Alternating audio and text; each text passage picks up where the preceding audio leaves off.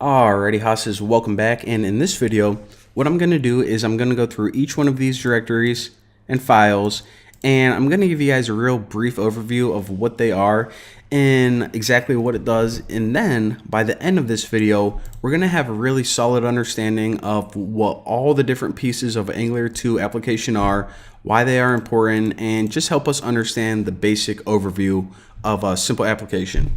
However, before we get to that, I want to mention one thing that may cause some confusion later on, and that's this. Of course, we're going to be working with Angular 2, making cool web applications. So of course, we're going to be writing some HTML, CSS, and JavaScript. However, we're not going to be writing plain old boring JavaScript like you may be used to. We are actually going to be writing a version of it called TypeScript. So if you guys are like, wait a minute, you're telling me that all of my knowledge of JavaScript is just going to go out the window and I have to learn this whole new language just to work with Angular 2?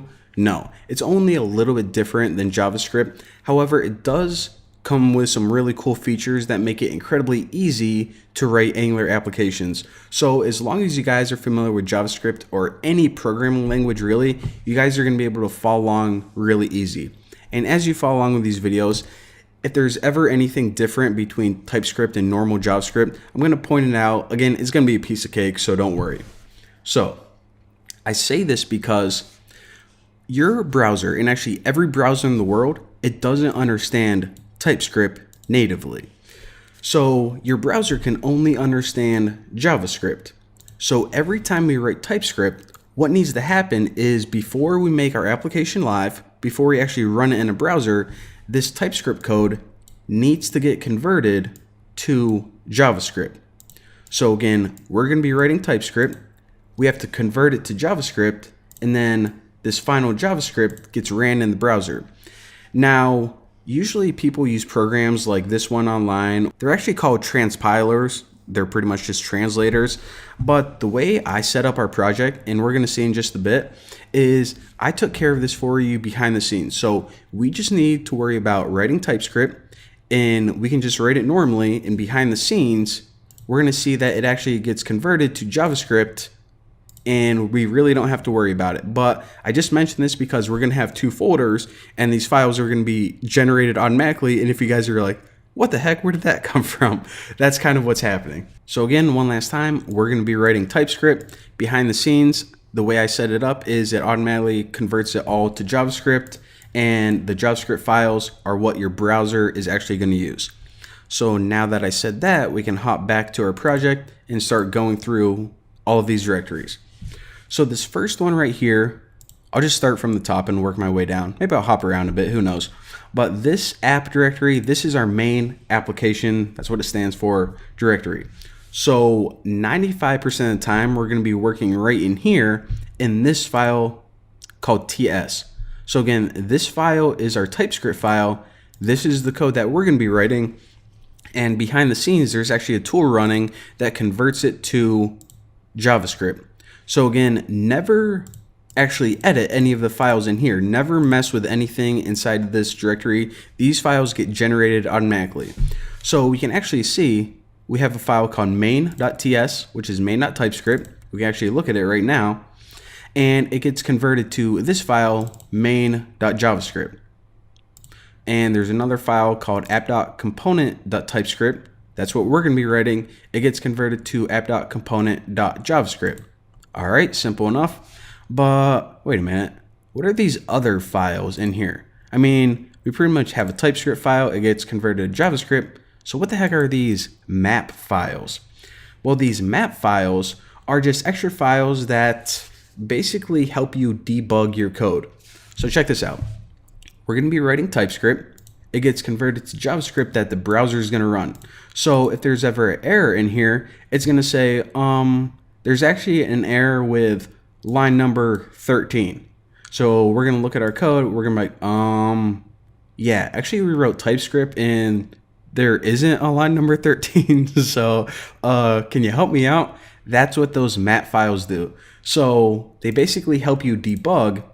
So instead of telling you the error with a plain JavaScript file, which is worthless to us, we can map it back and it can say, oh, actually there's an error with line number 4 or whatever. All right, moving on. Let me close these and minimize this. All right. So we already know what this directory is right here. Again, never actually go in here and edit any of this code. This is just all of the modules that were downloaded by the NPM tool. So again, don't even touch anything in here ever.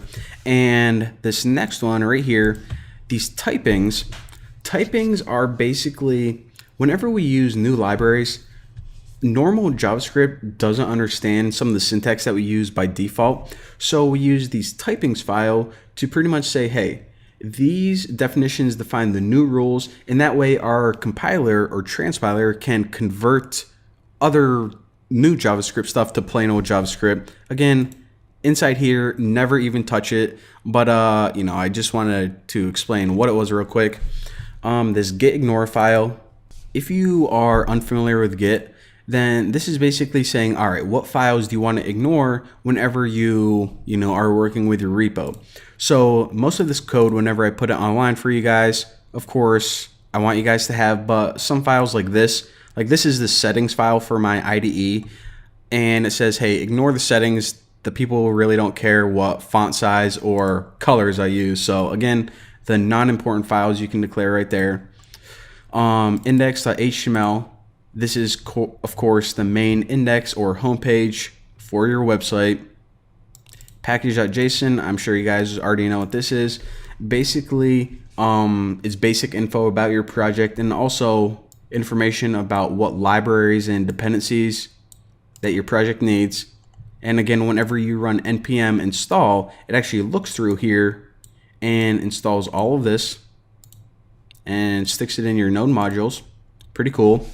This readme.md, this actually has nothing to do with Angular. This is just for whenever you go to the repo on GitHub that I told you guys to go to in the first tutorial, and you see the instructions at the bottom, that's what this is. So you can, like I said, delete it if you want.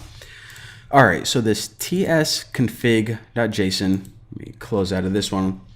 So these are pretty much details about how we want to convert TypeScript to JavaScript. So a lot of these you just keep the default of, but here I'll talk you guys through one of these so you can kind of see what's going on. So this out directory says, all right, whenever we are finished converting all this TypeScript to JavaScript, where do you want me to put those final files? And we just said, well, how about in the folder called app/js? So it looks to app, makes a folder called JS, and puts all your final files right there. If you didn't have this, then what it would do is it would actually just put all of your JavaScript files in the same directory, and then we would have all of our TypeScript files and JavaScript files mixed together. So again, just a bunch of basic information about how you want to translate TypeScript to JavaScript. And this last file right here, typings.json, this is of course what I was talking about earlier. Whenever we use new libraries, then we need the rules on how plain old JavaScript is supposed to understand that new syntax. So again, we can define these rules so the compiler can translate that properly, and this works hand in hand with this directory right here. So there you go, that's the basic overview of it. But again, like I said, most of this stuff is just behind the scenes crap. 95% of the time we're going to be working in here, app/TypeScript, and making a whole bunch of TypeScript files to make everything work and look beautiful. So that's what we have to look forward to. Now that we got all the boring crap out of the way, we can start getting into the fun stuff, actually creating things. So thank you guys for watching. I will see you guys next time.